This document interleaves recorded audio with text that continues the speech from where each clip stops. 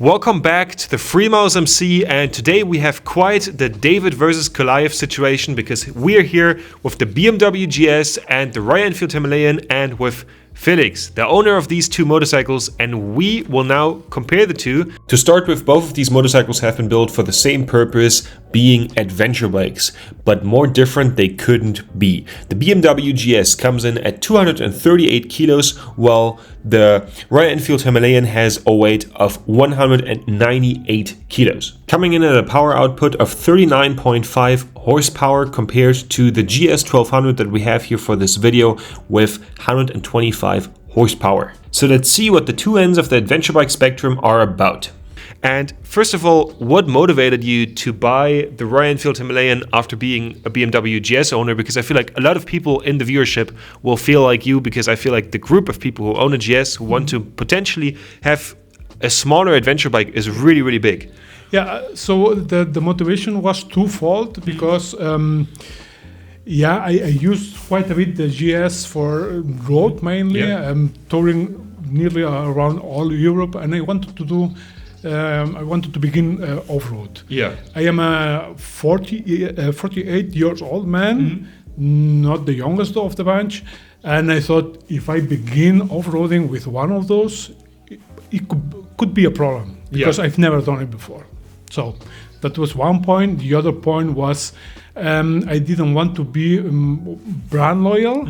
I wanted to experiment with other brands of bikes or the adventure bikes, and the Himalayan really took my attention because it looks beautiful, and everything I heard, everything I saw was very positive. So I went this way. That's actually really nice to know, because it's really great, because there's so many BMW GS riders out there that potentially want to explore more off-road riding, and like the BMW GS is a great bike. It performs well. It can handle some off-road riding, but the weight of it can become a struggle, especially if you're like older in age and still want to like learn. So basically, getting something with a bit more utility in the off-road area is relatively nice, especially with the bike still being had for a very low price. What did you end up paying for the Royal Enfield Himalayan? This model is the Comet White. It is a little bit more expensive because it has the tubeless tires. It took me off, set me off 6,440, which is the recommended price for Royal Enfield, yes. Okay, that's really, really nice, especially compared to the BMW GS. You now bought that one used as well, yes. So you paid half of the used price for the Himalayan. Yeah, the GS set me off in 2020 like 11,000 euros. So more or less for the price of one used GS, you get two Himalayans. Yes, yeah. Yeah, and at the same time, if you would be getting a new GS, you would almost get 5 Himalayans for that, 4 or 5, which is relatively crazy. And with you having already a lot of touring experience, you have seen all of Europe. What trips would you want to do with the Himalayan, with its different kind of set of applications? There are a lot of countries I've been that I would really like to explore off-road. So, for example, Albania, Italy. I would really like to go back, not with a GS as I have already been, but with the Himalayan, and then try the TAT, for example. That's really, really great, because I feel like a lot of people get the GS because they want the great off-road adventure as well. And even though the GS can deliver that to some degree, another bike that's a lot lighter can do that more. When we rode the bike, we really noticed a lot that like whoever was on the GS, if it was you or if it was me, whoever was on the GS was behind. And also turning the bike around and the amount of cardio that you get from riding the GS, it's a lot more like intense to ride the GS. The turning around doesn't make that much of a difference. I mean, you're slower with the GS, it's more intense with the GS, but getting the Himalayan for a situation like this is, I think, a lot nicer. Also because I feel like if you go to these countries, you want to experience single trails. And would you have been comfortable when going to these countries to take your GS on a single trail?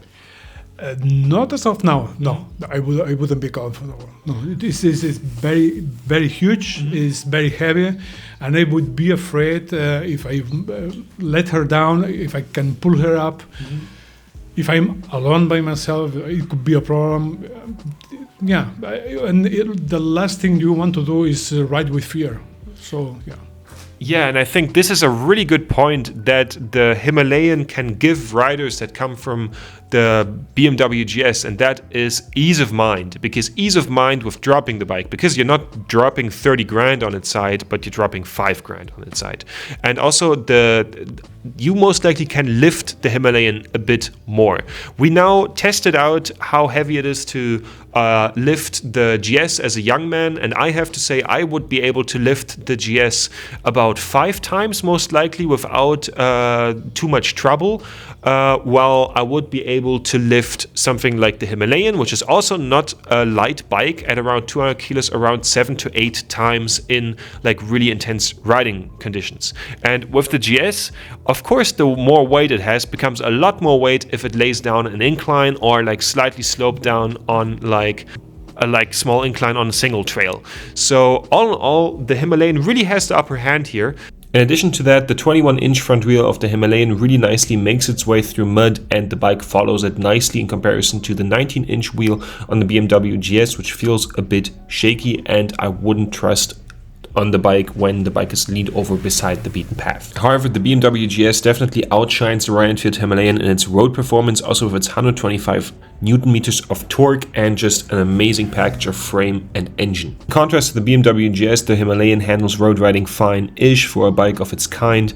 However, the 40 Newton meters of torque handle amazing off-road, and even in really slippery condition, the bike takes off like a bobcat due to how early the torque comes on in the torque curve. While the BMW GS instantly fights for traction, has to be catched by its own electronics and feels like it cannot walk because of all its power. But with all the great arguments for the Royal Enfield Himalayan, and the Royal Enfield Himalayan basically being a nice tool that is enough for the job and through its simplicity exceeding at many different areas, would you now be willing to sell your BMW GS? Absolutely not. No.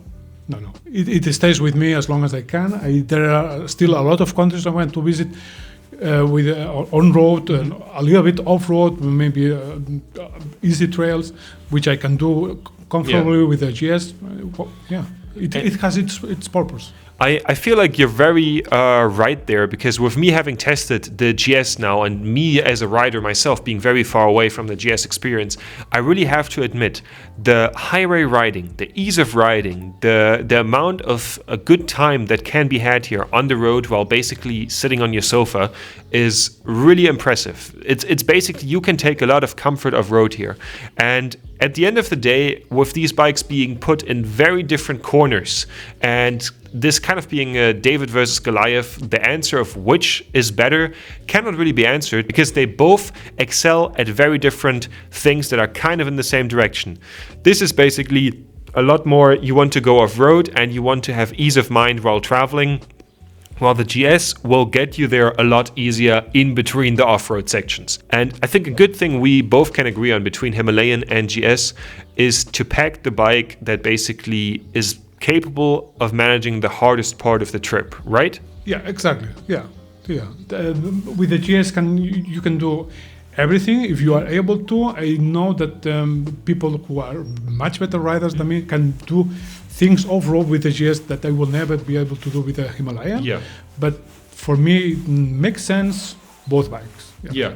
And both bikes definitely have their place, and it was now really nice to get a look into the buyer position of, I think, a big group of the Royal Enfield Himalayan customers, and those are people who downgrade from big adventure bikes. So definitely thanks to Felix for giving us the interview and giving us his insight, and also doing all the location scouting for the review on the Himalayan and the review on the BMW GS and making this video series possible. Definitely thanks, and like and subscribe.